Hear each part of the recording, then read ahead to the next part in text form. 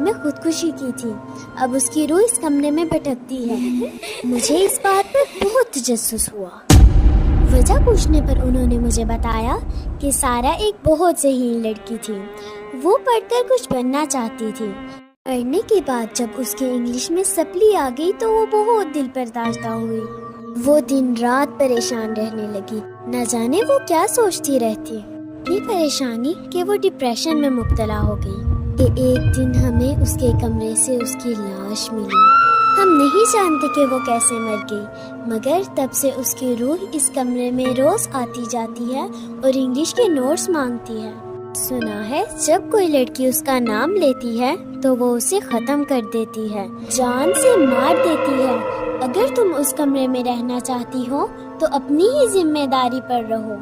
میں کیا کرتی؟ مجھے کمرے کی بہت سخت ضرورت تھی.